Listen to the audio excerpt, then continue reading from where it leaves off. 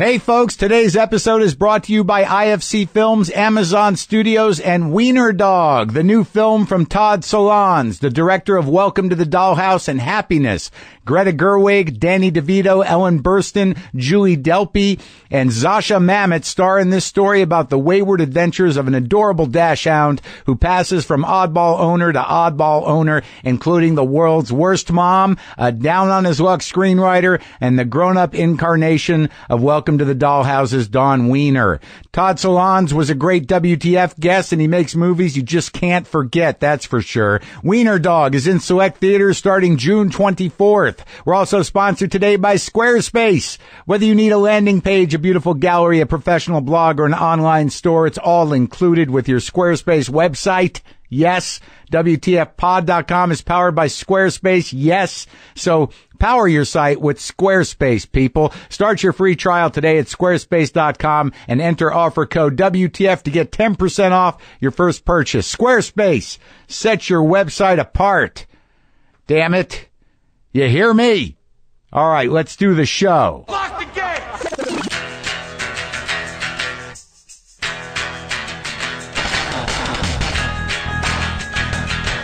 All right, let's do this. How are you, what the fuckers? What the fuck buddies? What the fucking ears? What the fucksters? What the fuckleberry thins?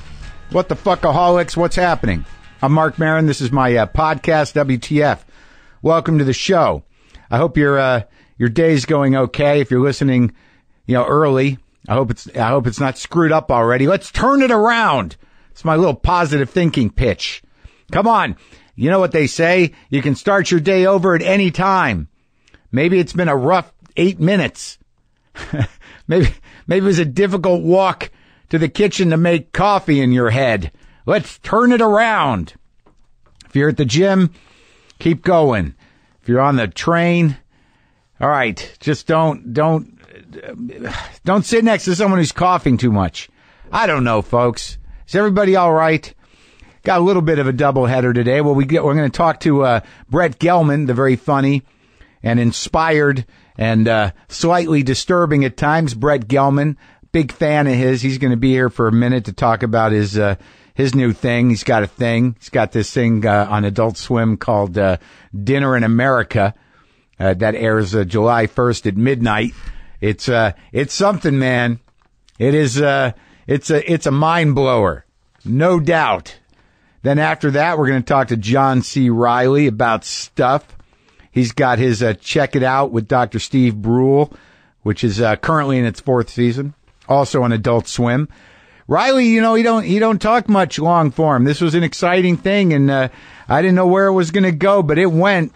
So look forward to that shortly. Before I do want to get some things out of the way. Well, not out of the way. I want to thank you guys. I want to thank everyone who donated to the Electronic Frontier Foundation this month after hearing me talk about it on the show. I mentioned that we would be matching any donations made by WTF listeners up to $5,000, and you guys hit that amount in a week. In a week. They're still taking donations for the rest of June. That's EFF.org/WTF. Thanks again to everyone who supported them and everyone who still plans on supporting them. The EFF is a defender of podcasting against patent trolls, and your dollars help them do that, alongside of all the other stuff they do to fight the good fight. That's EFF.org/WTF. Go to WTFpod.com/tour. I got tour dates coming up. I'd like you to come. Spokane. I'm doing, full on 5 shows, man. 7, 8, and 9. Spokane Comedy Club. Right? Yeah. Wise Guys, Salt Lake City. 14, 15, 16. Yeah. Real deal. 5 shows. Comedy Attic. Bloomington, Indiana. July 28, 29, 30. 5 shows, man. Doing the real work. Stand Up Live, Phoenix, August 18, 19, 20. All right? Yeah. I'll be in Albuquerque for one night in September on the 3rd doing a benefit at the Albuquerque Journal Theater. Comedy Club in Rochester, New York, September 9th and 10th. I guess that's a 4-show run. That's all that's up now. There will be more coming. I'm at the Ice House here in Pasadena on July 3rd, but I believe that is sold out. Chris Garcia is going to join me for that one. Got one more show at the Tripany tomorrow night. Those things, I've covered a lot of ground. Not quite all coming together, but I'm doing it. Let me get you up to speed on a couple things, folks. The UK pulled out of the EU. And, I don't know the nuances of a lot of this, but my first feeling, being an American and watching that from afar in relation to what's going on here with this election, my first feeling when I read the news, I didn't watch it, I read it on the computer sometimes. When that happened, my gut feeling was, I think, the same feeling that Michael Corleone had when he was visiting Cuba, and he was in that car, and it stopped, and he watched a police altercation with some Cuban revolutionaries, and one of the guys blew himself up with a grenade. I believe took out a couple of cops. That's how, as an American, facing the election we're facing, that was what came to mind when I heard about the vote in the UK in relation to the Trump candidacy. Was not unlike what Michael Corleone told Hyman Roth, played by the late Lee Strasberg, about what he saw. And Hyman Roth said, "What does that mean to you?" I'm paraphrasing. He goes, "Means they could win. Means they could win." Do you hear me, America? Behave properly. Do what's right. Not right wing. Do what's the best in this situation for America. But heed the warning. Heed the warning. You remember what happened in Cuba back in the day. Also, I'd like to give a little update on the AT&T versus Maron situation. Look, it was never a fight. It was just my passionate and slightly aggravated demand that they get their noise out of my shit. And I got to be honest with you. Look, I know some of you are like, "Well, you got a platform. I can't get that done." Yes, I do. I worked a long time for this to work out, and I'm happy that I don't have a boss, and that I'm not owned by Verizon. I'm not working under the auspices of anything. I have no corporation on top of me dictating what I can and can't do. I choose my own sponsors. I can say whatever I want, and I will. Obviously. There could be repercussions depending on what I say. And believe me, I was scared. I was scared when I started talking about renting my new office and picking up all these frequencies on my stereo equipment in that office, being concerned about my health, but more concerned about my ability to listen to records, because I guess these are very, very much luxury problems, but I wanted to have the space clean of the hum and the buzz and the and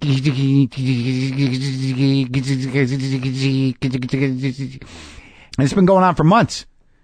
There's been people that have come, there's been people that have assessed, there's been people that from AT&T that have monitored and troubleshot, and I thought we figured out what it was, and then it just went dead for a while. Silence. Not the sound, but my cries for justice and help.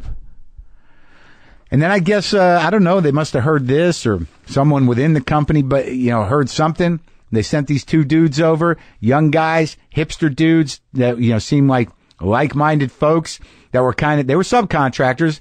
They were excited by the problem. This was something I was very thrilled about in a way, that they do this type of work. I mean, the challenge was, how do we get up on the roof and figure out a way to stop these waves from getting into this office right under the equipment? And they told me, apparently I misspoke, because I mentioned the heritage box, and apparently they were like, what are you telling them what it is for? What is a heritage box? It's a heritage frequency. So I want to make that clear. That was causing the trouble. A heritage frequency, 700 something. But anyways, these guys saw this. They were excited about the job because it was problem solving. And I guess they got up there and they laid down some copper mesh all around the shit, soldered it down, and folks, the noise is gone. The waves have been stopped. My mind is protected by a fine copper screen above me. Yes, that is my spirituality right now. I'm protected by the copper mesh. And believe me, the liability of talking about this stuff, look, I didn't know if I was going to be Michael Claytoned by middle management at AT&T. Obviously, that's a dark and horrible scenario, but I don't know what my life is worth when you become an annoyance to one of the world's biggest corporations. Yeah, we'll fix that, Buzz. Podcaster Marc Maron seems to have disappeared today. Friends and family have no idea of his whereabouts. There's been no communication and no podcasts. We do know he was having a problem in his office with a slight buzz on his stereo equipment from AT&T. That's the last we heard of him. Obviously, I'm kidding. But I want to thank AT&T for due diligence and fixing the problem. Okay? Well, hey, if you're listening to this at work, I really hope you're comfortable, please. Hope you're comfortable. I bet a lot of times you sacrifice comfortability at the office in order to look good. Am I right? Traditional menswear isn't always the best option, but you want to dress to impress, right? For work and whatnot. Ministry of Supply has set out to fix this problem. Launched out of MIT, Ministry of Supply combines performance technology and tailored design to make men's workwear that is as comfortable as it is capable. This means clothes like dress shirts and slacks that keep you from getting sweaty, that breathe, that stretch with your movements. The Aviator 2 suit is so stretchy and breathable, people have actually run marathons in it. I imagine to prove a point. Try it and you'll see. Or maybe just jog around the park in one. Jog to work in it. Okay, you can listen to me while you do it. Deal? All right. There are also items like the Apollo dress shirt, which has NASA-invented fibers that regulate body temperature based on your surroundings, just like something out of the future.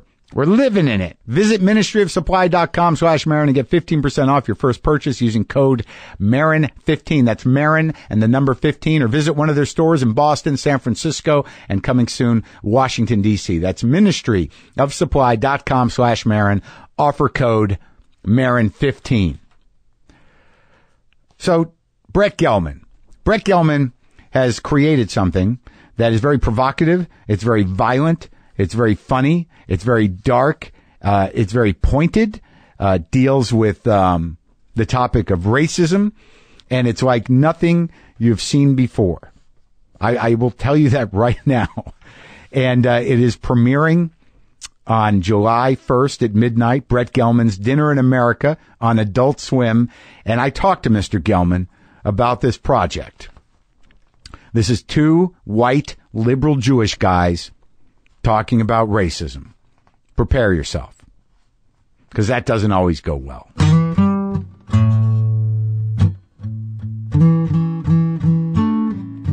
So, Brett. Yeah. What are you doing? What are you trying to do? What am I trying to do, man? I mean, I'm making art. What I watched it. I watched what you put me through. Yeah. And I'm flattered that you watched it. I watched it with my girlfriend, who's very sensitive to blood. Yes. Violence. Yes. And she got through it because we knew it wasn't necessarily real. Now, right. This is very I would call it violent satire. Yeah, I would. It's hard for me to label sometimes. It's hard for me to label it as well. What you type of fellas do, you and the Tim and Erics of the world and the Eric Andres. I don't know what you're doing to us. You're fucking with our heads, Brett. Well, I guess it's like theater of the absurd, in a way. I don't know. Sure. I think so. And, I'm really influenced by a lot of hardcore playwright guys as well as filmmakers, I love my Beckett and my Sam Shepard and my Harold Pinter. And, how about some Ionesco? Any Ionesco? Of course. I love, Albee, he definitely creeped into that realm, and there's a type of satire and a type of theater and type of movie where the violence it goes beyond gratuitous into hilarious. Yeah, like like Lynch, right. Lynch is a huge influence of mine, and is he? Yeah, and I love people. Not that these guys necessarily go hilarious, but Monty Python sometimes. Oh yeah, of course. Yeah. And then Mel Brooks, Mel Brooks is very fun Nazis. Theater of the absurd, a lot of the time.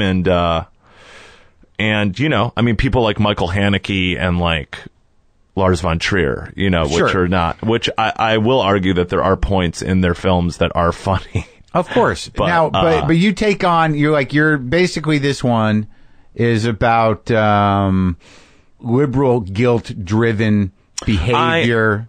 I'm married to a black woman. Yeah. I have always... so she's your check? I've been interested... You have to check it through with her? Like, this is what we're going to do? I definitely showed her the script. Yeah, I was like, how does this all pan out? I'm writing for...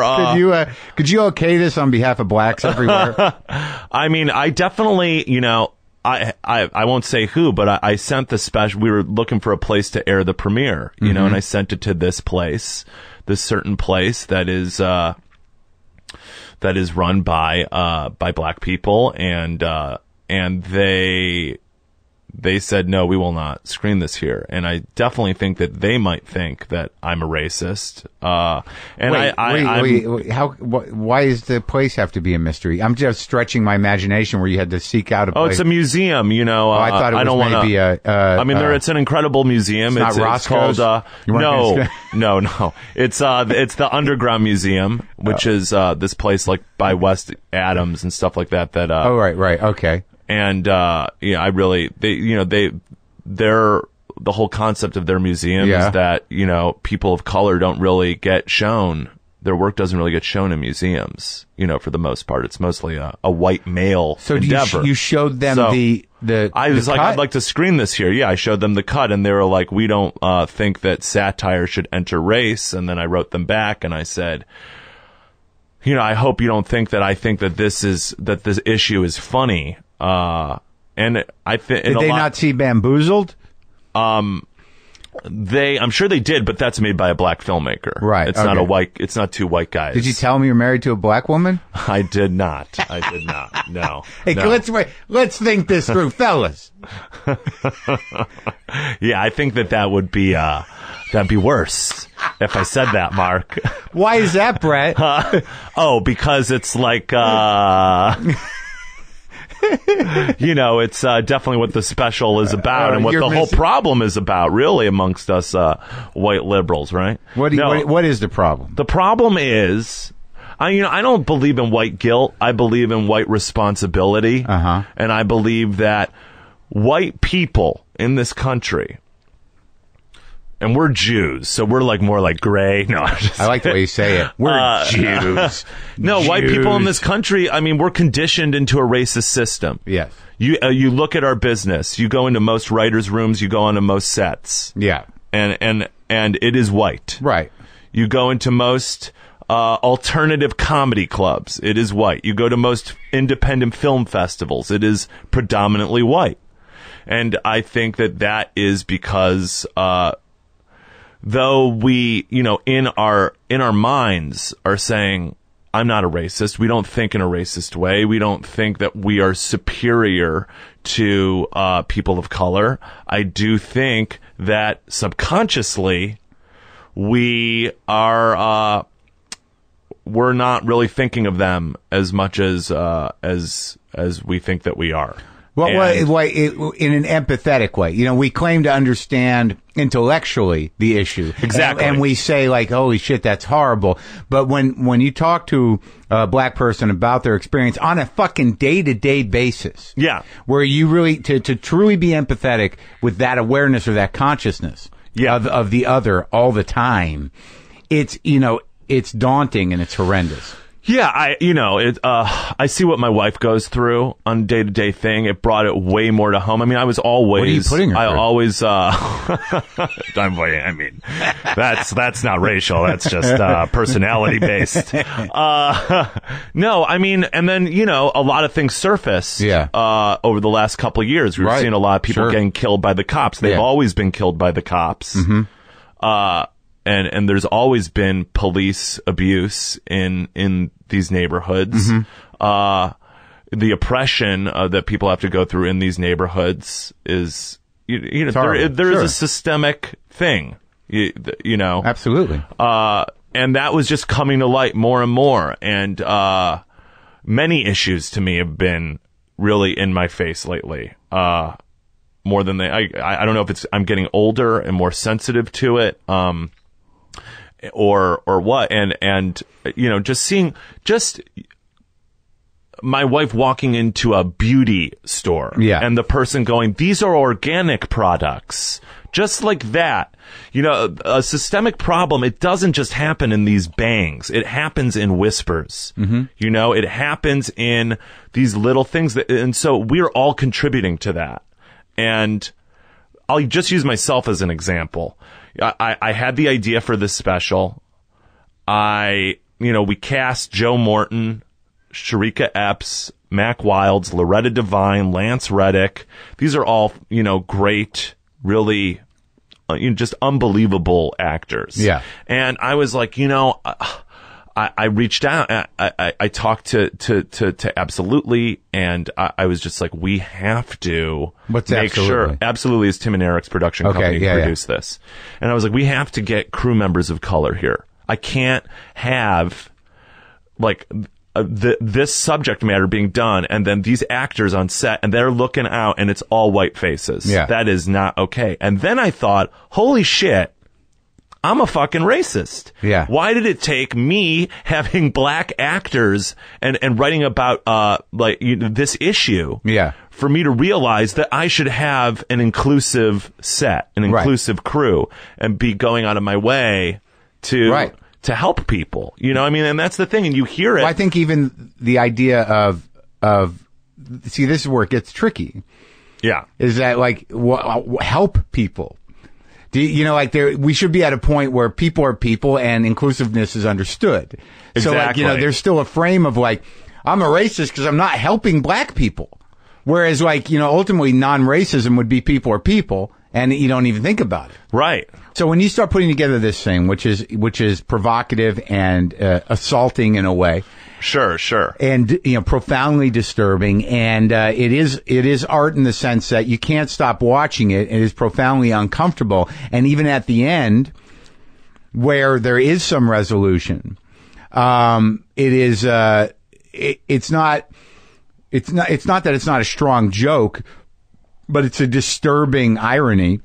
And you don't really know what to do with that. You sort of finish watching it and you're like, holy shit, now where do I send money? What are you supposed to do? Yeah, I don't know what are you supposed to do? Yeah, I mean, well, the thing is, and this is what I think art is. I think art is a question mark, and that you live in the question, and you present the question. That is life. As soon as you give an answer and you're standing by that answer and that answer is unmovable, then you're really fucked, And so the special doesn't really present any answers. It's only presenting a reality, which is very complicated. It's a complicated special because, you don't know what's going to happen. Your character is demonic. And he's a coward. He's a coward. Well, he's like Satan. I mean, it seems like you play Satan over and over again. But ultimately, what becomes very clear, from the beginning, despite whatever kind of coward you are, you're responsible. Yeah. I mean, it's a guy who is, in thus trying to prove that he's not a racist, proves that he is a racist. And it's a guy who really wants to get, patted on the back for this amazing charitable, very conscious thing that he's doing. Yeah. Which, in a way, is what I'm doing.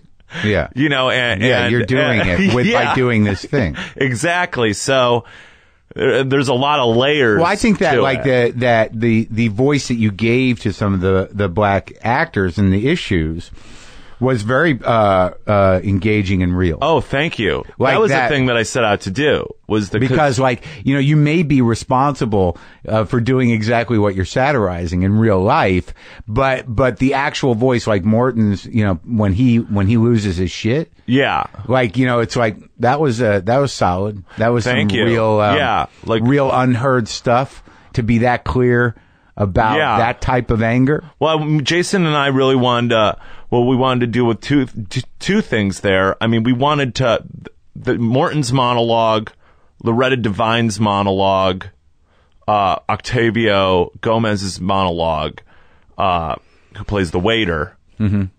Those aren't comedic at all. That's not trying to make you laugh from discomfort. That is actually dropping tragedy in the midst of this and putting it up against a comedic buffoon archetype, you know. It's so weird because for me, you know, when I see this stuff and like when I ask myself about racism or who I am and what I'm like, I'm always approaching like, you know, I'm self-involved.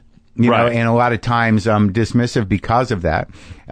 You know, I'm a little bit anxious, but I feel like I'm respectful and I don't really, you know, acknowledge, I don't see any difference, but I do acknowledge ethnic differences, but not in a negative way. Right. But in almost a sort of like a respectful way. Like, cause I have found that like in my upbringing, you know, outside of just being a Jew and whatever that means, I envy community. I envy definition of personality. I envy, you know, this sort of like, you know, ability to sort of know who you are and where you stand. And I respect it. And a lot of times, like, there are moments that I have where it's sort of like, when I watch like a black comedy show, I'm like, this is exactly what it is. And it's great.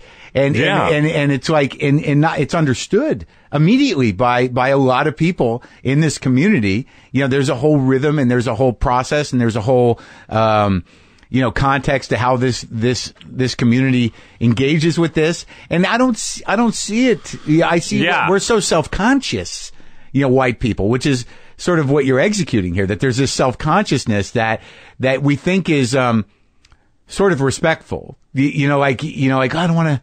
Yeah. The self-consciousness is being placed in the wrong place. A little bit, because it's more about us. Yeah, because it should just be about, we should be self-conscious about not how we think and what we say, but we should be self-conscious about our actions. Right. I'm really talking about employment here. I'm talking about legislation for protection here. Right. And us going out of our way to try and help with that, with the black community, with the Latino community, the LGBTQ community. Right, sure. You know, the female community. As opposed to just saying, this is awful. If Trump wins, I'm leaving the country. Exactly. Yeah, exactly. Yeah, or like, you know, how many like white guys have you talked to? You know, I mean, it's less so now, but back in the day when we were like, oh my God, Trump's hilarious. It's like, well, maybe you should talk to a Mexican or a Middle Eastern person because it's actually dangerous for them, because most of the killings that happen in this country are done by white guys. So, you know, you have uneducated white guys like hearing these things from him, it might justify them to go and fucking kill someone. Yeah. So, that's what I'm talking about here. I'm not talking about erasing culture and all of us, you know, just being one thing. When you approach black actors with something like this, how did they respond to it? You know, they got it. They got what I mean, some of them asked, why did you write this? Yeah. And I was like, cause this, you know, this issue means a lot to me. It's one of the issues that mean a lot to me. Yeah. And it upsets me.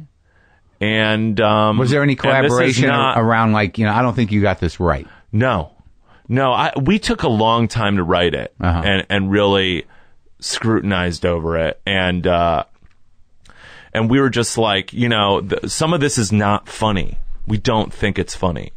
And we actually don't think it really is like a bit of a prank. It's a tragedy masquerading as a comedy. Sure. And so they really got, I mean, Joe, was, you know, said, yeah, this is like, when the Richard Pryor special, when he brought out a gun and was saying he was going to kill all the white people in the audience. Right. And I was like, whoa, that's, exactly right. Yeah.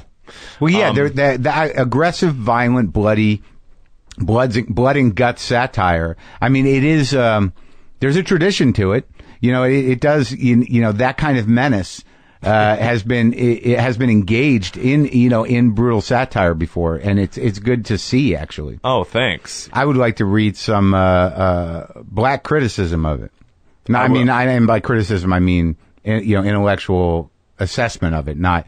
That sucks. You know, I'd like to hear a critical analysis I would like to. feedback. I would like to see. You know, I've shown friends of mine the special, and you know they've all liked it, but they know me and they know what my intentions are. So it's like, you know, as you know, you're not putting your intention right about. I mean, you know, when I called Lance Reddick, I don't think it can be misunderstood. And, you know, I don't think it can be misunderstood as exploitational or racist. Yeah, I don't think it can be misunderstood. If somebody goes, I think I was offended, that's racist, I can't really argue with that because I'm not experiencing what they experience every day. And I think you should do some follow up. I think I would like to. Like if you and Jason get any of that type of feedback, you should have a discussion. I will engage with the discussion. I mean, you know, I would love to engage with. What I hope though is that no one of color is offended or feels and sees what I'm saying, that I'm really talking about the the white liberal. We'll see, problem Brett. Here. We'll see. We'll see. Yeah, I mean, and that's the thing too. It's like, it's not just with this special. It's not just with this premiere screening.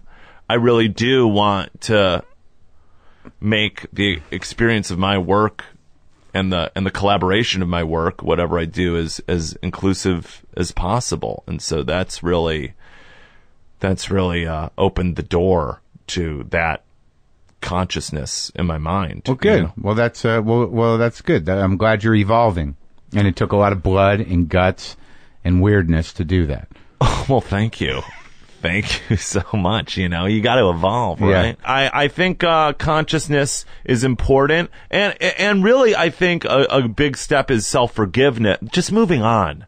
Like, if you say something racist and you don't mean to, and somebody goes, "You're racist," or "That was racist." Yeah, take the hit and think about it. Just be like, "Yeah, you know what? I fucked up." I mean, I believe that. No, I believe that's true. I'm conditioned to. I fuck up every day. I probably fucked up. I'm sure you could point out like fucked up things I said in this. I don't know. Well, tolerance and sensitivity, there's a learning curve to it because, like you said, not unlike the system, shit is ingrained. Yeah, and we have to be afforded the sort of room to evolve. Yeah, it's not about guilt. Yeah, you don't want to draw lines. Guilt is a fucking waste of time. Guilt or blame. But if somebody says, "Look, yeah, you know what? I didn't think about it that way. I appreciate it. It's about empathy, and I will make that mistake again, and I'll right. do a You step on somebody's foot, they go, "You stepped on my foot." You don't go, "No, I didn't. Fuck you." You go, "I'm sorry. I'll try not to step on your foot next time." You know what I mean? It's or like, depending on what kind of person simple. you say, like, "Yeah, well, I got these big dumb feet, and it happens a lot, and there's really nothing I can do about it." Right. Sorry. Yeah. It's my bad, but I'm kind of just gonna keep stepping on feet. Yeah, because it's a system. Yeah, I mean, guilt's a waste of time. It's a complete waste of time. I not unless you enjoy it. Unless it's your home base. Right. Yeah, no, I mean, that's a deeper problem. Yeah, that's a very Jewish problem. All right. Keep trying to do the right thing, Brett. I'll try. Okay. You too, Mark. I'm trying.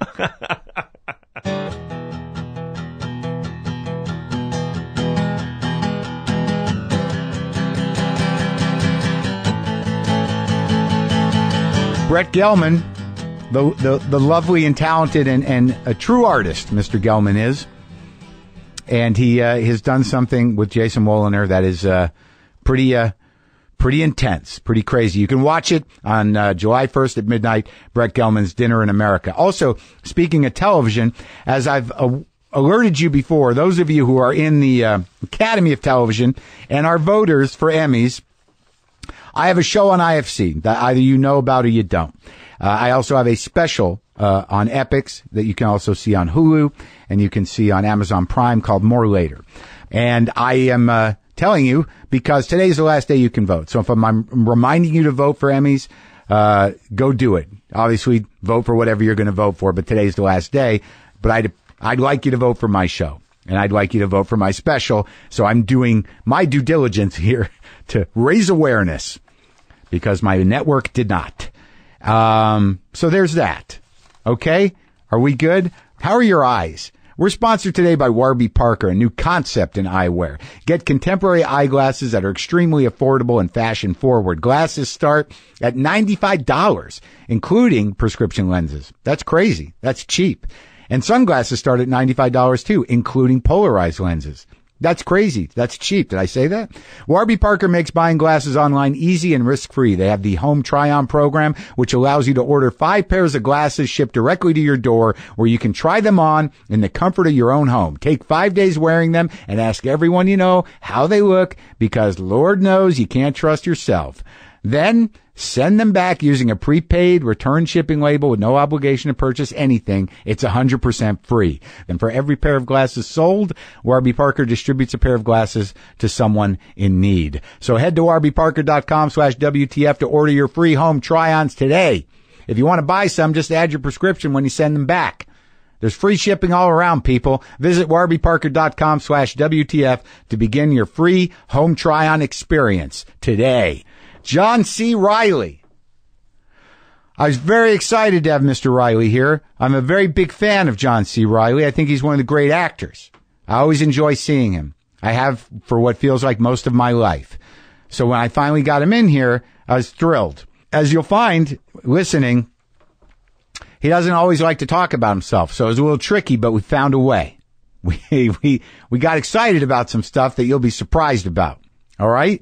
I do want to mention that his show, Check It Out with Dr. Steve Brule, is currently in its 4th season, Fridays on Adult Swim. And also, we shared this with you a few weeks ago. We talked about The Lobster, which is a great movie. It's still in theater, so you can go see that. And now you can enjoy me talking to John C. Reilly.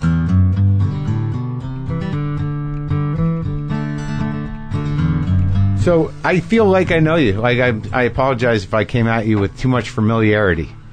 No, in my that's driveway. okay. There's just a moment where you seem familiar to me. That's the story of my life, Mark. Is it really? Yeah. I had no idea, really. That happens a lot to you? Yeah. People feel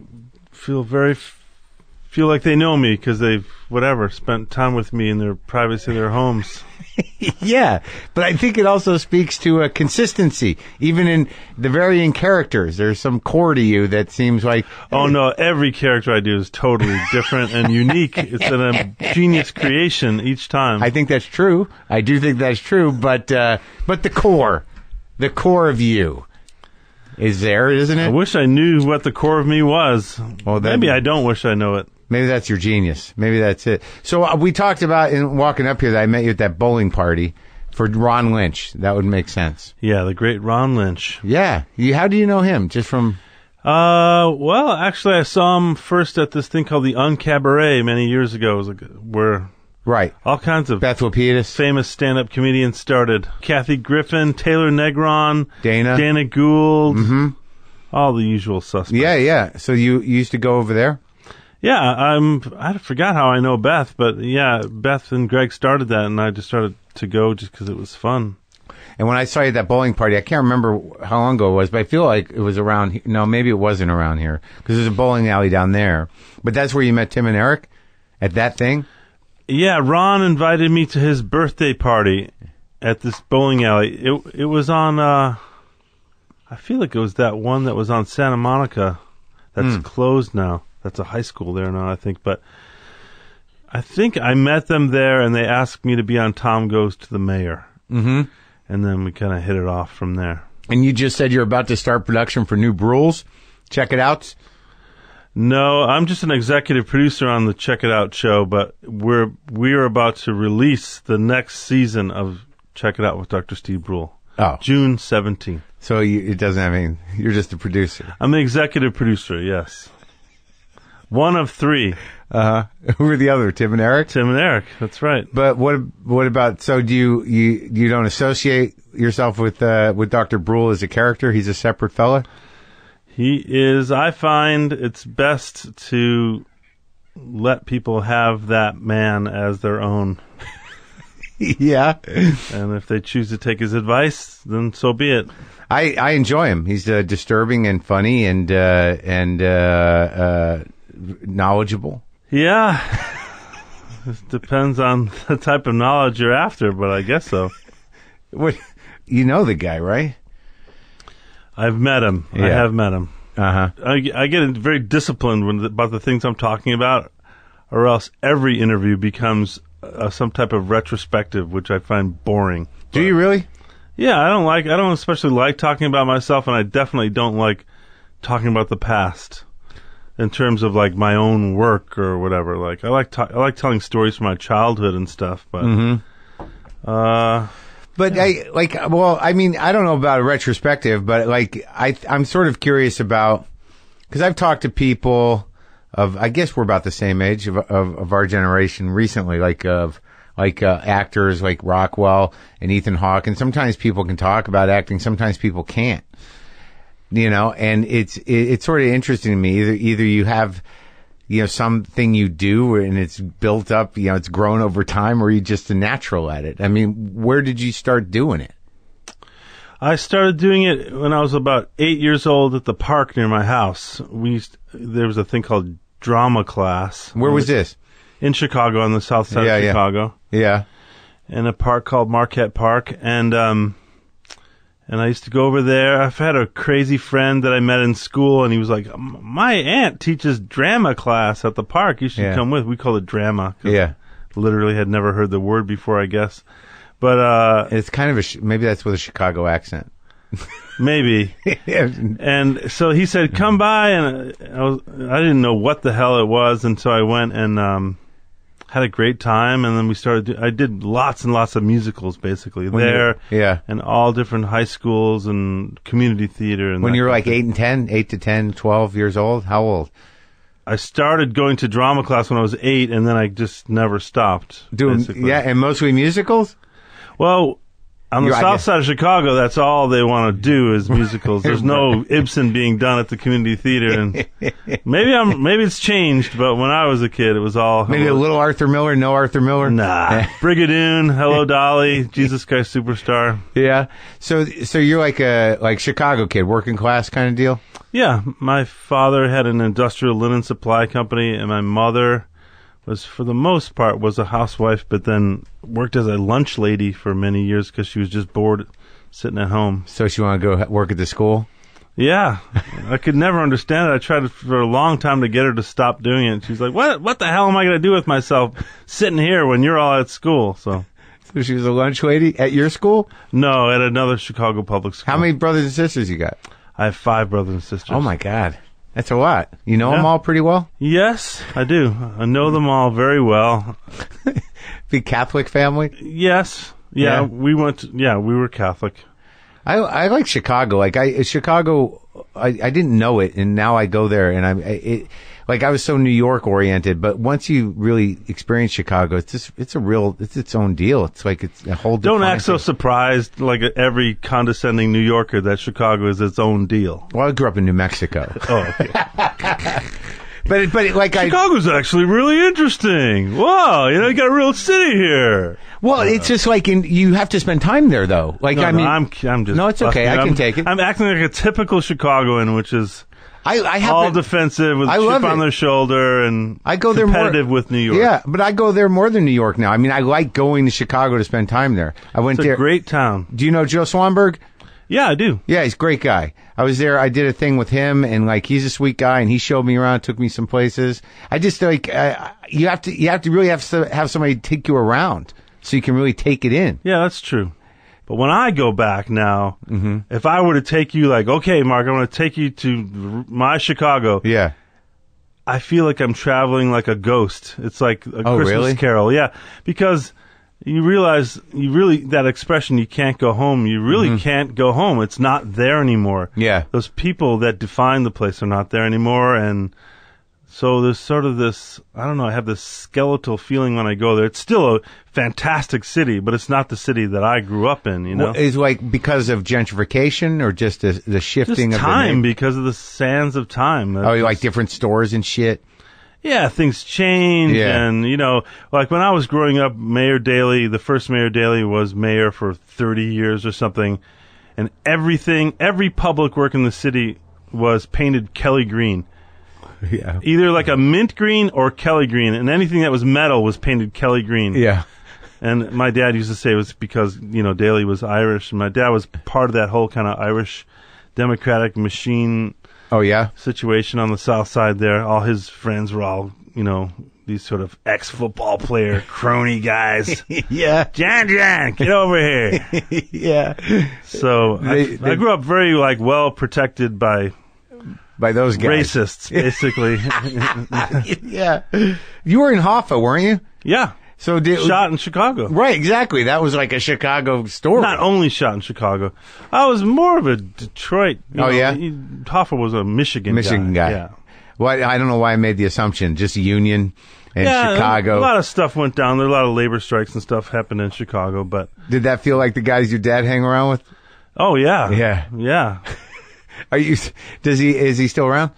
No, both my parents are dead. I'm sorry. That's all right. Did your siblings stay in Chicago? Kind of, although we all kind of drifted away from that original neighborhood where I grew up. I had 35 first cousins within a 10-block area of where I lived. So I would go out. I remember I would leave. I wore the same thing every day for most of my life. Unless I had to wear something nice for school or whatever. Yeah. It was Converse All-Star high tops, JCPenney plain pocket jeans, and a white T-shirt. Yeah. And that's what I wore until the shoes wore out, until the pants wore out, just get the same thing over Your and over. choice or your mom's choice?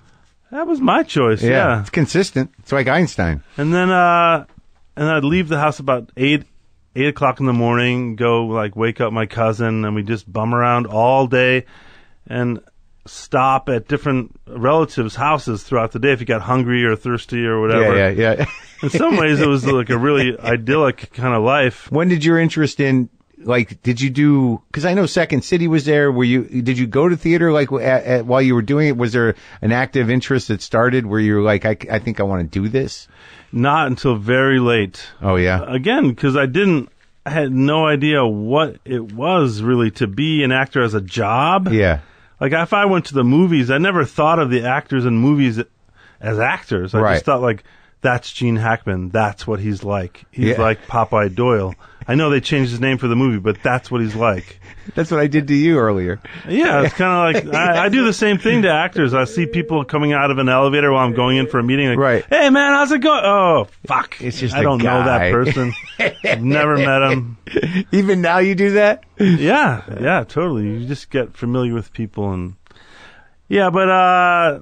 So I did a lot of plays when I was a kid, and then I went to drama school at this place called the Goodman School of Drama at DePaul University. It's now called the Theater School at DePaul University. They changed the name. Was that like a 2-year or 4-year thing? 4 years. Yeah. Bachelor of Fine Arts. Mm-hmm. And it was kind of a conservatory program where, similar to Juilliard or one of those places where you just eat, sleep, and breathe theater. But did you do swordsmanship and stuff and dance? All of it. All of that stuff? Movement to music. Makeup. I had a whole semester's makeup class I had to take. Yeah? Did you do any clown work? Well, it's interesting you mentioned clowns because I used to be a clown. You did? Even before I went to acting school, I was through my church group. I was a clown, and I thought that might be what I went to do after I finished. Even after I went through acting school, I thought I was really toying with the idea of going down to Florida there. Where they have Barnum and Bailey they Clown have College? Clown College there. And I almost did it. And then at the last second, someone said, you know what they get in return, right? And I was like, no. Well, you have to be part of the circus for 3 years for basically no pay. They give you food and you get the shittiest compartment in the train and you have to travel for 3 years with the circus. And I was like, I don't think I'm going to go for that. That's what paying your dues as a clown is. But I now collect, and I think I might be saying this publicly for the first time. Yeah. I collect clown paintings. Oh, did you see? I had one. I know. I saw. I noticed. How many you got? I have about 75, 80, something really? like that. Like amateur clown paintings? All amateur, although I have some that are more well done than others. But And you know what I'm going to ask you next. Do you have what kind of clown was I? No. Do you have a John Wayne Gacy clown painting? No. Good. See, I'm not into that. Dark. John Wayne Gacy was killing kids my age when he was killing kids. Yeah. So I don't have much affection or kind of like, I don't have that. No, morbid curiosity or horrible. I know someone, a friend of mine or someone I haven't seen in a long time, but he was corresponding with him and he's all into it. He ended up writing a book about serial killers, so I understood his interest. But yeah. I don't know. No, to me, the whole thing Why that's would you want happened that in with, the house? with clowns is, exactly. It's like it's like cursed, yeah. The thing that happened with clowns kind of in my lifetime is that like some jerk decided like clowns were scary. I never understood that. And turned it into this horror movie trope. Yeah. And in fact, clowns are like priests, the real people who are really committed to clowning, who are good at it. Yeah.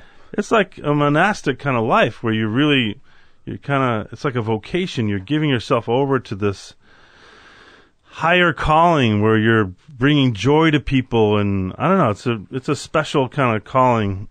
It's a very specific work too, really. I mean, in a way, like the training for it, I guess it could come natural, but it seems like the movement and the broad sort of nature of opening your heart in that way, and choosing your face. That always fascinated me. Well, there's that. Well, if we're going to talk about clowns, I know a lot about it. Okay. The whole thing about choosing your face is like it kind of comes to you in this, through the process of training as a clown. Yeah. There's all these rules and stuff about. Actually, I won't get into the minutia of it, but there are specific rules about being a clown if you're going to really be a formal clown.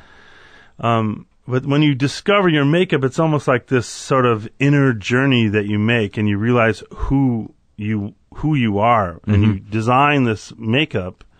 And then that's like sacred. No one can do your makeup. No one can take your look. And what happens if someone does? It's like it's a clown crime. Yeah. It's a shonda, and you have to live with that. And there's some interesting, famous instances of that. Yeah.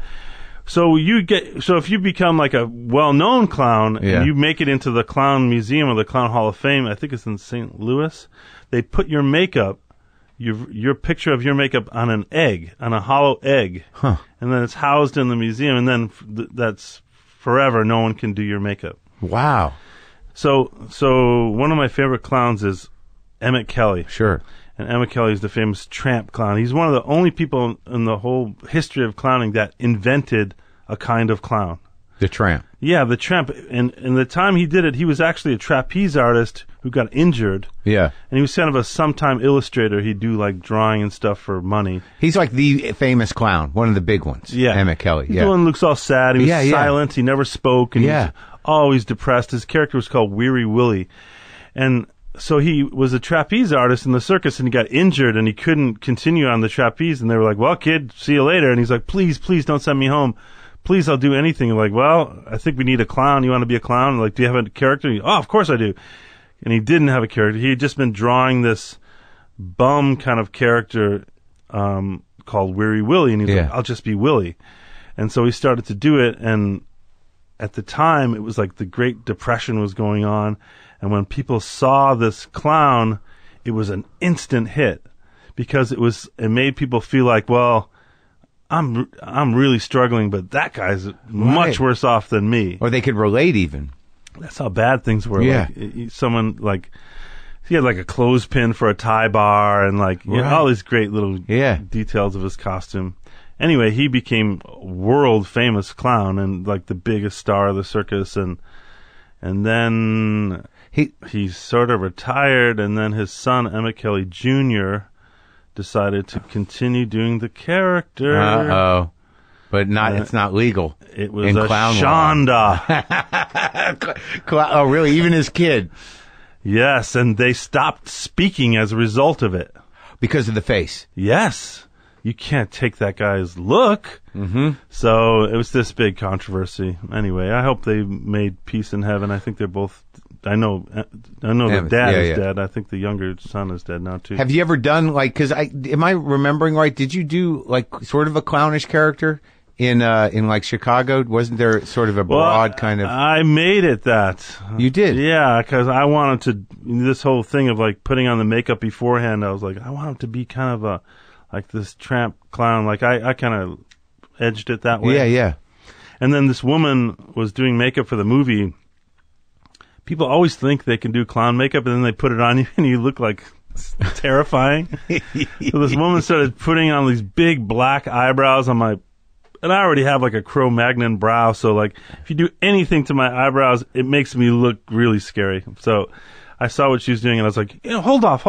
Let me go talk to the director for a second. I think maybe I'm going to do this on camera. And part of the reason it's the way it is in the movie is because I didn't want the makeup artist to do it. Yeah. So I just did it, and Rob's like, the director's brilliant. I'll just watch you put the makeup on, and then it became part of the number. And anyway, so yeah, I did do a clown character in that movie. I still have the shoes that I wore, the oversized clown shoes that I wore. Really? Yeah. Did you feel the effect? Like, it must be sort of powerful. I mean, somebody who has as much respect for clowning and clowns as you do, to do that, to put makeup on, to look at yourself doing that. Yeah. I mean, it must be kind of deep to the transformation. Yeah, it's intense because you're wearing a mask, but everyone can still see your face. Yeah. And that movie also was like going right back to my childhood. It just took me right back to how it felt to be on stage doing a musical. And yeah, so that was really the first musical you'd done since you were a kid. Yeah, kind of, yeah. Yeah. But there's not that many opportunities to do musicals. I know, there should be more. It's like one of the few things Americans have to call our own. Well, how come you haven't done any Broadway musicals? Haven't been busy. You guys shoot movies. It takes up a lot of time. I don't know. There was a period of my life when I was really open to doing theater in New York. Yeah. And then, I have children, and it became harder to move them. Right. I just figured, you know what? I'm going to pull a Dennehy and just hit it hard once my kids are in college. You going to wait it out? How old are they now? They're private citizens until they're old enough to tell you how old they are. All right. So you got a few years before you're going to hit it hard then? Yes. Yeah. A few years. But I stayed involved in theater here. But didn't you do True West? Plays. Yeah, that was a long time ago. Has it been a long time ago where you played both roles, right? Yep. You switched Phil them Hoffman up. and I switched roles every 3 performances. Oh, man. I miss that guy. Yeah. You and me both, brother. So, is this a true thing that you're doing, you're playing Oliver Hardy? Is that really happening? I intend to, yeah. Oh, so it's not at any stage where you're actually acting yet? No, it's going to be, we're going to film it. It's a movie, we're going to do, and probably not till the fall. Are you going to put on a little weight? What are you going to do? I don't know. You'll have to see. I don't let people behind the curtain, Mark. You know? Ever? Ever. But that's part of my clowning training. You never let anyone see you talk as yourself when you're dressed as a clown. But that's sort of a clown role too. That's going to be kind of fun. Yeah, 2 of the greatest clowns ever. In fact, it's funny you should mention them, Mark, because look at my cufflinks. Stan, is it Stan and Ollie? Who's playing Stan? Steve Coogan. Oh, really? Yeah. That'll be fun. Jesus, that'll be a I wouldn't even be talking about this other than the fact that the producers have already announced it publicly, so we're cool? Yeah, we're cool. Just between you and I and the 20 million people that listen to this podcast, I have to admit, I don't even understand the whole podcast thing. I mean, good on you. I'm happy for you. But I honestly don't know where people get the time to listen to a podcast. Well, I agree. I understand that. I think most people do it when they exercise, when they drive. Okay, I don't exercise. Right. When they drive, when they commute. I listen to either K-Day or news radio when I'm driving. Right. Yeah, I do NPR generally, but I think people who have integrated into their life, it's like you used to listen to radio. So they'll do it, during their commute, during the exercise, on trips, on planes. It's a little better than radio because you can download it like a song. I like the Moth Radio Hour. I like all those story kind of ones. Yeah, those are good. Yeah, that's like a podcast. They do that as a podcast. Speaking of Laurel and Hardy. Yeah. I'll tell you about Laurel and Hardy. This is the way it worked with Laurel and Hardy. Stan Laurel did almost all of the work. He did all the writing. He was like a workaholic. He never stopped writing, never stopped coming up with bits. He was very organized. He was always the one that's sitting at a typewriter. Mm-hmm. And, Oliver Hardy might be sitting there like giving opinions about stuff, but Stan was the one writing. And then, and Stan's job was also on the set. He would almost direct stuff. Mm-hmm. They had cameramen and directors, but it was all done very much in collaboration with Stan. Yeah. Oliver loved to eat, loved to drink, loved to gamble. He was like an ace golfer. He was like the best golfer in Hollywood. Yeah. So all these guys like W.C. Fields and John Wayne, all these famous people would always want to partner with Oliver Hardy because he would kick anyone's ass. Like, he was a savant at golf. Wow. So he would go down to Tijuana. He was just loved traveling and spending money and just living large and enjoying life. You know? Yeah. But he had this very important thing in their duo. If Stan said, like, what about this? What if I punch you in the nose? Like, I don't know. What else? Oh, what if I just turned your ear and then I kicked you in the ass? That'll go big. That'll go big. And it sounds like, well, Stan's doing all the work. Oliver's just saying, yeah, that's a good idea. But that is the secret to their success. To have one guy who Stan trusted, and they only trusted each other. Everyone else almost didn't even exist in their lives. Right. But I just find that whole idea of duos in general, even like singing duos, like I'm really into close harmony singers, which is like, you know, the Everly Brothers are classic close harmony act. Yeah. The Louvin Brothers before them, the Stanley Brothers before them. Yeah. And almost those three duos, and I could name you four more, but those three duos, the Stanleys, the Louvins, and the Everlys. Yeah. One of them touched by God. Right. An angel on earth, like seeing like the larger picture, like this beautiful angelic spirit. Yeah. The other one, torn apart by the devil and drink and darkness and just fighting and violence and breaking things. And but when they get together on stage, this incredibly beautiful thing happens. And that's all three of those. I mean, how crazy is that? They're all separated by many years and different musical styles. What are the odds, you know? It must be that's what brings them together, that fight, that struggle, and then the beauty that happens when in the moments of the song. Must be that special chemistry that happens, like, and it almost doesn't matter what their roles are, as long as it comes together in that way when it needs to come together. So when did you start acting professionally? After I left college, when I finished. Did you go to New York? You come here? I stayed in Chicago and started working with the Steppenwolf Theater Company, which has its 40th anniversary this weekend. Really? You began there? Uh-huh. Who was in the crew then? Well, I understudied things there. And I did like a Shakespeare program for high schoolers just because I knew I just got to get in that building. I got to start working there, and they'll see. Steppenwolf was the place. Yeah. I mean, this is like Malkovich had just broken out of there, and Joan Allen, like all of them. Sinise, yeah. So I started working there, and was lucky enough those guys took me under their wing and gave me jobs, and then I got my first movie, and then when I came back from my first movie, they cast me in a main stage production of The Grapes of Wrath with Terry Kinney and Gary Sinise. So I owe a lot to Steppenwolf. Yeah, he's good. I haven't seen him lately in things. Terry Kinney. I haven't seen him in anything lately either, but I'm sure he's doing stuff. You know what he was like really great in? It was just I saw him in Barry Child. I saw Gary Sinise's Barry Child on Broadway. That was great. Yeah, I saw that in Chicago. It's good, right? Mm-hmm. But like he had this great weird part in The Firm. The Tom Cruise movie. Oh, yeah. Remember? Yeah. And he's just sitting outside with the sprinkler hitting him? Yeah. Oh, shit.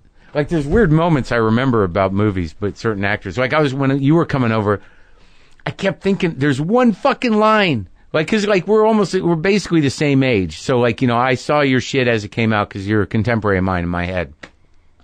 That one line in fucking Casualties of War where you go, like, you know, it'd be really good right now? Beer. I kind of want to be... Fucking that line was like that's the whole movie. Do you know what I'm talking about? Yeah, I know exactly. It was my line. Yeah. But what it was just sort of right now, a beer. Yeah, that's cold beer. Yeah, that guy was so dangerously dumb. That character. Oh my god! But it's just like that was so fun. I thought you were gonna say another one. Which one? Yeah, I was thinking we're like Genghis Khan, man. Where he starts to get these delusions of grandeur, like, it doesn't matter what we do. We're not bound by law. We're like Genghis Khan. We're just conquerors. Like, Yeah, but it all came to him after the intelligence already happened elsewhere. Yeah, he had to yeah. put it together. But like that beer line, it was like so disturbingly American yeah. in some fucked up way. Well, that whole movie is really interesting. It's like, it's called Casualties of War, but it's really should be called The Rape. Yeah, yeah. That's what it's really about. It's Yeah. The central action of the movie is this abduction and the rape and murder of this girl, and it was a true story. That's the shot. Oh, it was? Yeah. So that was the first movie? That was my first movie, yes. Yeah. Only 69 to go, Mark. Whoa. No, I'm not going to do it to you. I'm just going to pick randoms. Are you all dressed up for, what'd you do, Conan or something? No, I like to overdress as opposed to underdress. We had a whole press junket thing for the Lobster at the Four Seasons Hotel. Oh, so one after the other? Like just people on microphones? Yeah, which is so funny, like, like why did, like, 8-track tapes become obsolete? But this idea of coming into a room and talking for 3 minutes where you don't care what the question, you don't care what my answer is, I don't care what your questions are, and no one's going to watch this? Why is this I don't know. stupid thing of publicity junkets even exist? Who watches that? And Who really watches this stuff? That's right. what I want to know. And they think this big net idea is the way to go. So you do a million things, like for content providers that have, 10,000 unique hits that you don't even know what the fuck it is. And well, that I could understand, like the internet, the reach of the internet. Yeah. But it's the TV ones where they come in like, we're just gonna, I don't know. It's just the questions are so mundane and like nothing's ever said, nothing's interesting. I feel like I'm just totally boring. Like, even people that are into my acting or interested in me would find this totally boring. Like, right. Why isn't there a more interesting way to promote movies? Like, I don't know. I think we're doing it. Podcasts. I knew it. It's just like talking, like, because not everybody knows, gets a sense of who you are. You know what I mean? And that's the way I like it, Mark. I'm sure it is. I mean, I think that, actors have a certain, responsibility to protect their insides. Well, it's not even that. It's like, I don't even know what's in there, to tell you the truth. I don't do a lot of self-analysis. You don't? No, not at all. I don't like to think about that stuff. I like to just keep moving forward and try not to make mistakes or repeat mistakes, but keep moving. But do you experience... But the reason I like to protect my privacy is because my job is to trick you into thinking I'm someone that I'm not. So if you know who I really am... Yeah. And you know what my likes and dislikes are, and you know what my opinion is politically or this or that. Right. Then if I have to play something that's contrary to that, you're like, oh, well. That's not really him. It's bullshit. And then your career is over. Really? Really, I think that's the secret to a long career as an actor is staying mysterious. And in this day and age, when everything is about, I want it now, it's not here fast enough, I can get whatever I want instantly. Yeah. The thing that you can't get becomes the thing people find attractive, I think. I think that's true. Within reason. Yeah, I think that's true. But do you, if you're not into, self-examination, do you experience, some sort of catharsis with certain roles? Like, do you, emotional lives that that it's sort of, you're kind of like, oh my God, that's not really self-analysis, though. It's more just like putting yourself in someone else's shoes, and then you realize, like, oh, God, this is feeling really familiar. Like, oh, my God, this was about my relationship with my dad was like, but you just kind of... You feel that, though? Yeah. You feel like things touch nerves. Like, whoa, why did I just start crying right away when I said those words? Like, and you realize, like, all the stuff buried in there, but...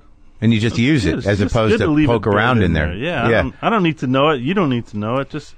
enjoy the movie. But it's nice that you can tap into it, that you have this emotional life that remains relatively unexamined, but it'll surprise you when you start. Well, that's doing why I'm an actor. It's not, it's like it's not just a convenient that I have that tool. It's the reason I'm an actor is that I have this stuff. I'm able to access things or access feelings, Yeah. And when you prepare for something, and we can talk about acting in a broad way, because I kind of find it fascinating when people can talk about it, if it's something you can talk about. I mean, what do you do to prepare for what would you consider the most challenging role you've had, really? as an actor? Well, the most challenging ones are the ones I feel like were failures. Really? So those are the ones that, when you say challenging, that's the I think back like, I tried to do that and it didn't quite work. What? Like which one? Who wants to talk about that? Not me. But okay. In terms of preparation, you want to talk about your greatest failures? Well, how about the one that you thought was a victory? I mean, that you really... What I was going to say was about preparation was, you asked me, what do you do to prepare? And the truth is, like, every single one is totally different. I think from the outside it looks like there's a way to make a movie, and there's this... And even people, sometimes crew people, like assistant directors and stuff, think there's this way that you do it. Yeah. We say this, and then you come here, and you have to be here. You know, like, the truth is, the whole thing is a custom job every single time. Even if you work with the same director or the same actor, like, you got to find where are we at today? You know, how are we going to convey this today in this world that it is the way it is? Like, so my preparation is specific to what I don't know for each job. Like, right. So if I have to play like a school teacher who knows about geography, and I actually don't know anything about geography, I learn as much as I have to in order to feel like I am like authorized to play that part. Right. Like I can do geography a bit. Like I can be convincing. Yeah. Or I can do a geography enough. I can do as much geography as I would have to do in that scene. Right. I would know what I'm... Right, I get it. So you look at this script... Whether it's long line fishing or being a policeman or, you know, like, I'm not one of these people that... And I don't fault people, because I know some great actors that work this way. People that completely, you know, submerge themselves into this world off camera, and you can call them by their character's name, and they're always in character, or they just do so much research that it takes up months of their lives, and they're just commit. And you know, I think there's been some great performances by that technique. Yeah, sure. But I'm just not that way. I'm more lazy or something. I'm more energy. I conserve my energy more. Yeah.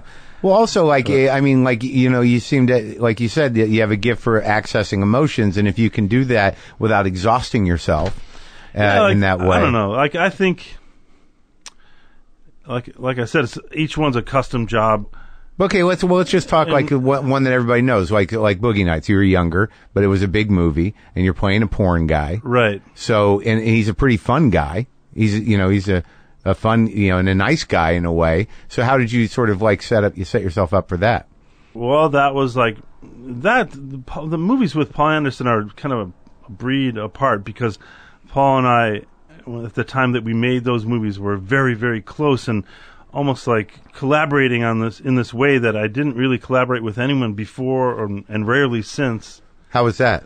Where he's almost like writing stuff for me, or letting me improvise in a way that he knows is exactly right for the character. Yeah. And we visited some porn sets on that movie. I didn't do any porn because I was married at the time, but I felt like I met enough porn people and absorbed enough to know, like, okay, this is what it feels like to be on a porn set. This is the psychology of a porn star at this time. Right. You know, like, it demystified it a bit. So you could, or just makes you feel like empathy for the person you're going to play. Right. But, you know, a lot of times, like, people like say it's a Civil War movie. Someone goes through basic training and lives on a battlefield for 6 months in order to know what it's like to be a Civil War soldier. Like, well, yes, but you're only doing this one scene where you're in a triage tent. Yeah. You just need to know about that part of the Civil War, not the entire Civil War experience. But again, like I said, like with a lot of actors, that's really good. You know, God love them. Some great performances come out of that kind of acting. But I don't know. I'm just a little more like. So with I'm just more instinctual in general about things. I just kind of I think of it as meditating about the character all the time when I'm working. That's why I find it really hard not to do more than one project. Right. You know, I'm really a one-track mind. Yeah. Where even if, you know, I'm doing something, I'm constantly thinking about it or kind of ruminating about it. You know? And like, so at the time you did Hard Eight and Boogie Nights and Magnolia, you guys were tight, so you had a sort of a symbiotic personal. He understood you emotionally. He understood what your limits were, and you had that dynamic going. Yeah, definitely. Yeah. And then other directors, you know, like some people you just don't know them at all, and they don't know you, and they just expect you to come in like special forces and get it done, you know. But you can do that, right? Yeah, so with character actors, that's what you often have to do. Yeah. You know, it's not that it's easy, but it's a lot easier to be a leading character in a movie than it is to be a supporting character. Oh, yeah? Yeah, because when you're a leading character, you start work, you start to chip away at that character, you start to make decisions, get used to the crew, get used to the director. You might have a crappy first day, but you make it up the next day, and you start to build this. Then all the decisions that you've made start to create the character for you. And then by the end of the shooting schedule, you're like, all right, well, I just have to stay honest to what I've done all this time. Right. You come in as a cameo or a supporting actor, a character actor, whatever you want to call it. You have to be hitting the beach, running full speed, knowing what you're doing. You only get those, you know, you might come in for 3 days and then 7 days, 2 months later or something. Yeah. And you got to deliver. Yeah. And all eyes are on you. You don't know anybody. Yeah. You know, you're just trying to make it work. And that's a high pressure gig in a way. And it's much harder than slowly building something over the course. Right. That makes sense. Right. And it's just as much character development as it is for a leading part, except you only have this tiny window to get it done in. Right. You better be fully formed. Yeah. Yeah. Like something like Cyrus or Good Girl, or even, I guess, in like Magnolia, where you really got to dig in, that you sort of let that thing grow. Like Cyrus, you must have lived with that guy for a while. Well, Cyrus was entirely improvised. Wow. There was a script, but we didn't do any of the dialogue of the script. Do you like that? I didn't like it on that movie, to be honest, because I think the movie is very good, and I'm proud of my performance in it, but the day-to-day of it was very difficult because, you know, if there was no script, if there was nothing written, and it was just every day you'd show up and like, all right, you guys go in the room, just start talking to each other. To me, that's improv. I'm not intimidated by that at all. Right. Like, that's my bread and butter. You love that. We got nothing? Let's go. Yeah. You know, but when you go in and there's all these words already written, and you know the directors are kind of like hoping things are going to head in that direction. Right. Then you're like, hey, wait, how do I get it to head in this direction? But don't say these words. Yeah. I don't know. Like, I get what you mean. Like they know what they want, but they're not going to really tell you. They're going to let you bungle through it until you nail it. They just kept saying, go with your instinct. Go with your instinct. Yeah. My instinct is to tell the fucking story you want to tell. You're the directors. What do you want to do? And they were like, we're not saying. And it drove me really crazy. And I'm sure I wasn't the most pleasant person to deal with as a result. But Jonah and I got along really well, and he's a good guy. And we did really well together on that movie, and the movie ended up being great. And what I didn't foolishly, what I didn't understand with the way the Duplass brothers work was, the script writing is a third of the job, the shooting of the movie is a third of the job, and then the real storytelling is the final third in the editing room, where they look at what they have and they make a story. Right. Like, I didn't quite get that that's what was going to happen. I just kept feeling like I'd come home from a day at work there and feel like, oh my gosh, we really did it. And so we caught lightning in a bottle that day. Like, holy crap. And then other days I'd be like, that was a waste of 12 hours. That was an embarrassing waste of 12 hours, you know? And then they would do like a day like that. They would just take and cut it and put music over it and make it this montage instead of the scene that was written, which was brilliant. You know, it's like the movie ends up really hanging together for that reason. But how often? And then there's times with like the type of improv, like there's people say improv and they think it's just one thing, like make 'em ups or whatever. But there's all different ways to improvise in movies. One way is like the way Will Ferrell and I work together, where we improvise constantly when we're coming up with the ideas for the script or writing the dialogue for the script. On Talladega and Step Brothers, and I wasn't involved in the writing of Talladega, but we improvised a ton on set. Yeah. On Step Brothers, we broke out the story together, and I told them tons and tons of stories from my life, and we just made each other laugh and wrote down kind of what we were improvising in the room. Right. And then when we go to shoot, we do the scripted version, which is already very funny. Yeah. You know, as many times until we start to get bored with Right. it. And then Adam will be like, just say something totally different. Just do whatever you want, you know? And then you end up coming up with these really crazy, chaotic ideas that often make the final cut of the movie. But so you have this writing that's already very inspiring to you, Yeah. you know? Yeah. But to come in and like have a script that you're not that excited about, and then the director go like, yeah, you know, just don't worry about those words. Just kind of, you know, improv it. And you're like, yeah, but I'm not really, there's nothing feeding me on the page. Why don't I just try to make this work? You know, like instead of, so I don't know. It's the crazy life of an actor. It's like the first day of school over and over and over again. Right. Right. Where you don't know anybody. You don't know how anyone likes to work. You're kind of just should have, not trying to compromise your ideals, right. but do what people want you to do, and it's tricky. You started to ask me earlier about Second City, and I went to this kind of serious acting conservatory program at DePaul, and there was the option of doing Second City. I'm from Chicago; I knew a lot about it, but I felt like, and I'm probably piss off a lot of your listeners who are into improv comedy, but I felt like a lot, and I think this is still true, a lot of improv comedy, like Improv Olympic or whatever, these kind of like improv companies, I think there's this slavish devotion to the laugh. And if the back of your mind, while you're improvising, you're thinking, we got to make this funny. It's got to be funny. I got to think of something good here. I got to think of something funny.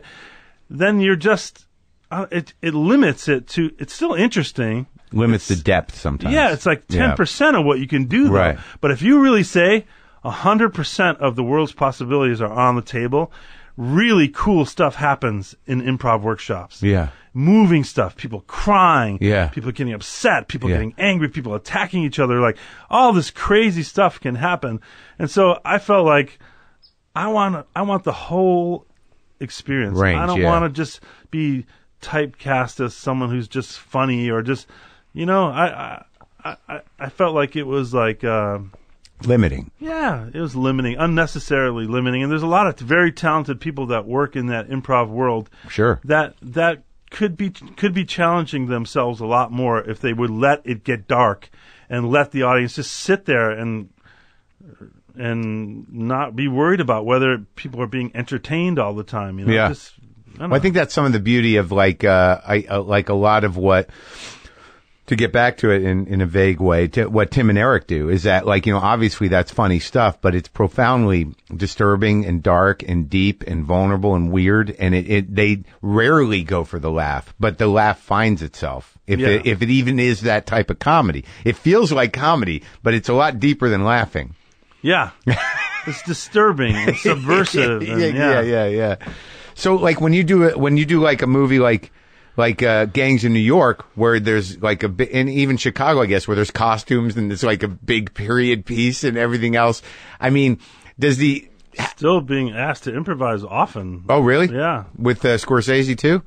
Well, yes. Yeah. I mean, he's someone who just, like Paul Anderson, just really loves actors. And yeah. I feel like both of those guys are somewhat mystified by actors. Like, how are they doing this? It's amazing. And as an actor, you love that. You love someone who's mystified by what you do. It really encourages you to go for it and go, watch what I do now. Like, So he was, you know, like any good directors. Yeah. If a good idea presents itself, or something happens accidentally, or you're inspired to say something that's not written down, then they immediately adopt it, you know? Yeah, and you got to work with Altman before he died? Yeah. That must have been wild. Yeah, that was probably the first time, you know, ever since I was a little kid.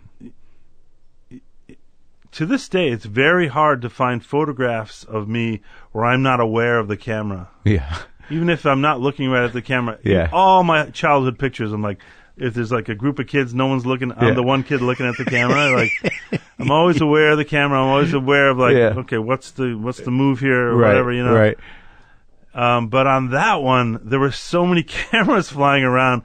It was really the first time I had no idea where it was, and it didn't matter. Bob was like, he used to say, giggle and give in. Yeah. Just giggle and give in. I was like, where's the camera? It doesn't matter where the camera is. Just stay in it. And it's really liberating and very scary feeling. Yeah? Yeah.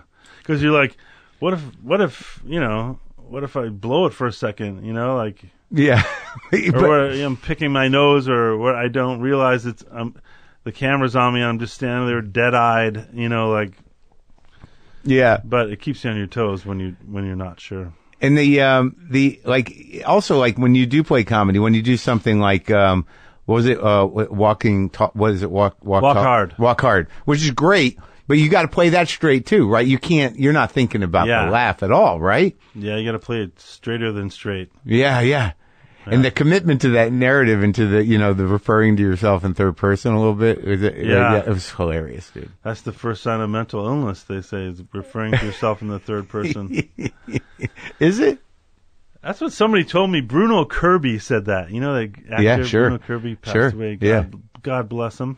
You knew him? That's the first. Yeah, we did We're No Angels together. Oh, right. Oh, my God, that's right. Mutual friends, too. We're No Angels. Was that De Niro in that, too? Yeah, De Niro, Sean Penn, Demi Moore. That was The Monks. Yeah. I love that movie. That was my second movie? Yeah. What a fun fucking movie that was. It was a remake, too, right? Yes. Yeah, that was great. Yeah. And that was very funny. Good for you. I've been around a while. You have been, man. So you worked out all right.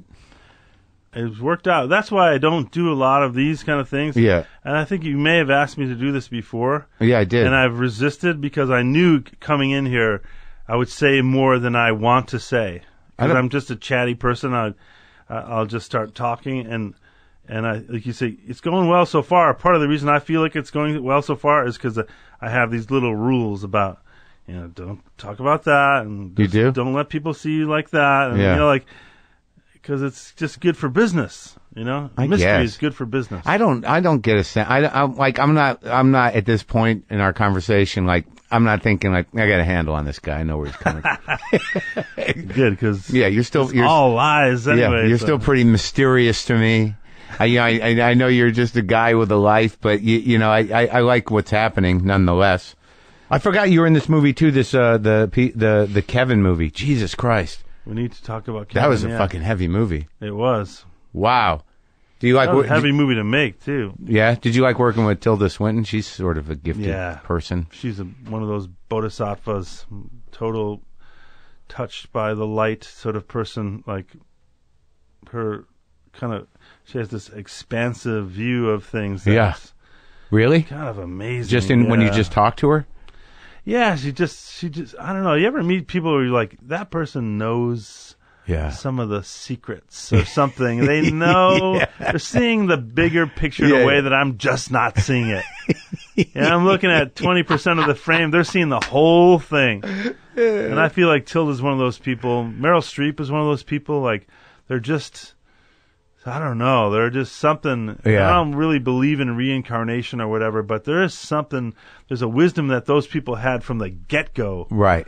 That's different than. I've learned a lot of stuff over time, but those people know something inherently. Right.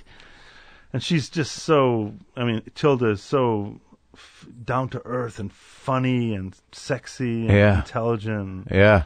Yeah. And it must have been amazing just work. I mean, you must have had that experience a lot to work with people that you think are great.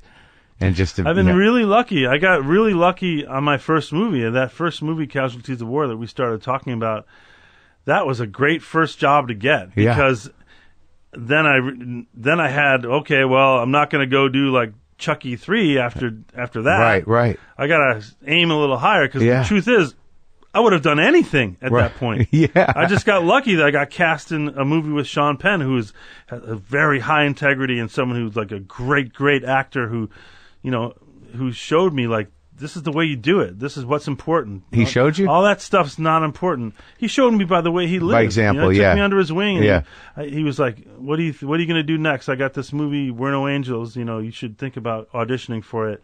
I was like, well, I'm being offered this movie Memphis Belle, which is also a good movie, but I'm thinking about doing that. My agent says I should do that one, and he's like, who? Memphis Belle, and he's like, no, who said you should do it? So my agent said I should. He's like, that's the last person you should be asking for advice about what to do. And to a 22-year-old person, that was a real shocker, because getting an agent was like a big thing to me. I thought, I'm set. That's what you do. You talk to your agent, and they figure it out. And he was right. That is the last person you should be asking for advice about whether you should do something. Yeah. Now, that person can really help you get the money you should be getting. Yeah. They can help you the parts you want to get. Be treated the way you want to be treated once you get the job. But in terms of which job, one over the other, they are the last person you should be asking. Yeah. You really have to ask yourself, and you have to ask people who are also artists that you respect. Yeah, and you learned that right then. Yeah. That was a good lesson to learn early on. I got lucky. Yeah, and you did a lot of great stuff. So when you say, like you're aware of the title of character actor, and and I find that those actors are usually the most interesting and the most memorable.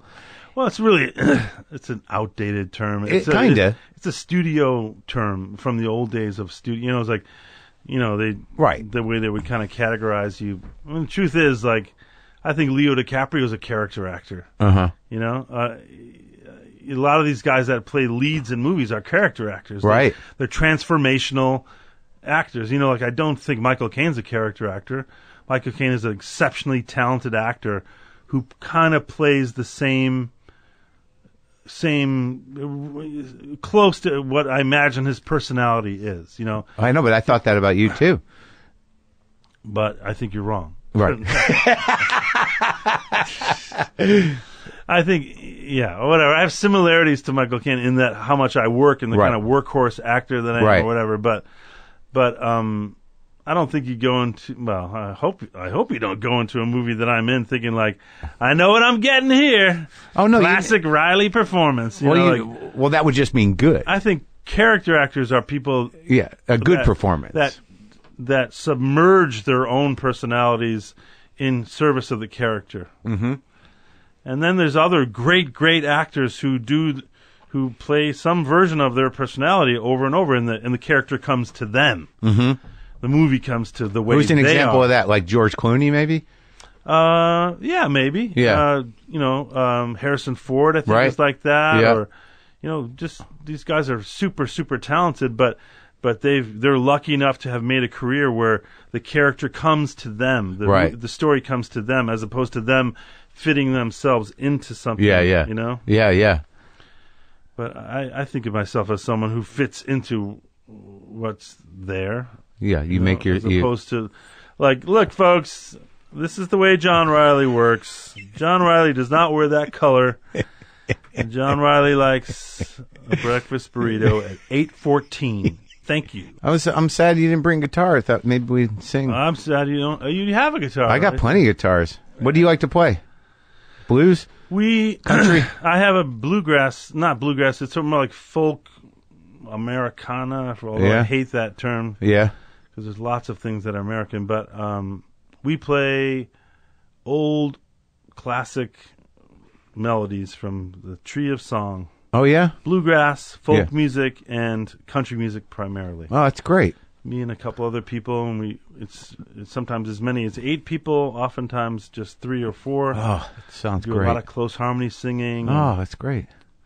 Yeah. That must be like a nice thing. Like I love to play. I don't play with people a lot. Sometimes I do, but I play a lot. And but it's so nice to be sitting with a group of people playing music. And having that for me it gives me something to do that I really believe in. Yeah. In between jobs, so I don't take things that because I want to work that are not good jobs to take. Music does that for you. Yeah, music keeps you doing things that you love to do, as opposed to, I don't know, acting can be a really high burnout job if you take things that you don't believe in. It can make you ill. It hurts you. Yeah, it chips away at your soul. And you just, I don't know, you get lost. You lose yourself. It's that old Native American thing of like, they didn't like their picture taking because they thought taking some part of yourself. I think there is something to that. Right, if it's the wrong cameraman or director. Or even if it's the right one. You're slowly giving parts of yourself away, you know? Uh-huh. Just like this stupid interview we just did. That's a fine way to end. I love it. No. It was great talking to you. Thank you. Did you have a good time at least? Yeah, I had a great time. I almost wish it wasn't recorded. Yeah, right. And it wasn't going to be shared with millions of people, that you and I just had this conversation, but maybe people listening to it will have a virtual experience like we've just had. Yeah, I hope so. That would be nice. And eventually they'll have the technology. Thanks, John. Thank you.